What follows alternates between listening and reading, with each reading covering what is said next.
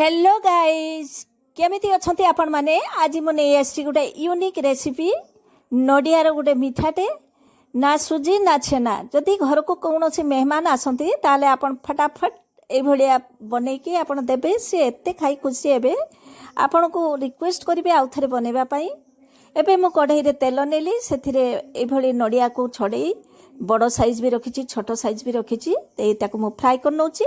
Recipe T को शेष पर्यंत वाच करिवे भल लगिले लाइक टे करिवे फ्रेंड्स रिलेटिव्स को शेयर करिवे आउ चैनल को नुआ करी आस्तिले सब्सक्राइब करने को भूलिबेनी। प्रथमे तो मु गोटे नडिया को नहीं ताको दुई फाळ करी तार कभर को काढ़ी ताको तेल रे आगे मु फ्राई कर नेबी ठंडा पानी दे देई ताको मु तार ऊपर रो जो गोटे कलर चोपाटा को मु रिमूव कर नेछि एवं ताको गोटे ग्राइंड करी पेस्ट बनै नेछि किछि रो आवश्यकता नाही। एबे मु कढ़ई रे घियो नेली घियो टिके गरम होला परे मु जो आगरु नडिया को पेस्ट करी रखी थी ताको एबे देई देबी एवं घियो सहित ताको किछि समय मु फ्राई करी। फ्लेम को पूरा लो रखिबे हाई करिवेनी नले तळे लागि जिवो। जेते बेले आपण मिठा बनेबे देखिबा पई सुंदर लागिबोनी।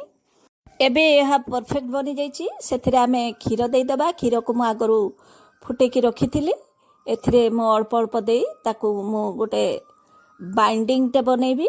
देखंतु एबे मझरे मझरे मीडियम फ्लेम को करिवे पुनी लो करि दउथबे।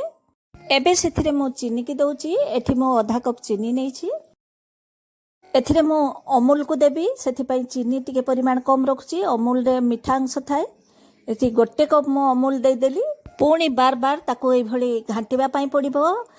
मीडियम को लो रे कर देबे ए भली ताको घांटीबा पई पड़िबो। देखंतु कढ़ई चारिपट किछि लागु नाही जेहेतु फ्लेम को आमे लो रखी ए भली करूछु आपण भी से भली करिवे।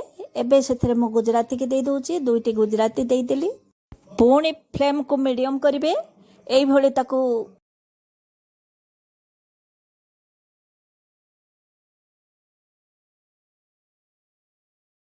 बार बार खुसुणी साहाय्य ऊपर तल करबा पई पड़िबो। देखंतु कढ़ई रे आदु लागी नाही से कढ़ई रु छाड़ी जाउची एई भली बनिबा दरकार।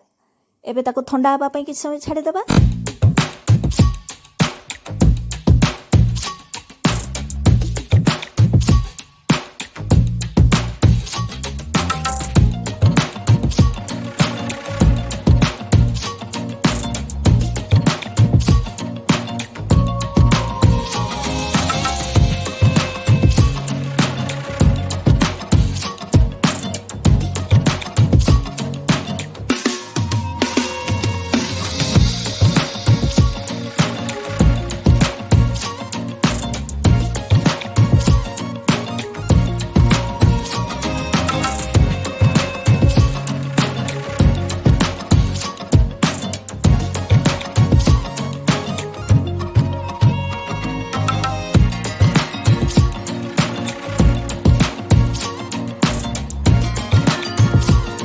मुआको दुईटी जगह बनाऊँगी आपको ये कर सारा पर गोटे डीप फ्रिज रे आम 10-15 मिनट पर स्टोर कर रखा एवं ताको काढ़ी आनी ताको दानादार साइज हो जेकोसी साइज रे आपन काटी पारिबे। आपन को इच्छा अनुसार आपन जो भलिया शेप देबे से भलिया आपन काटी पारिबे।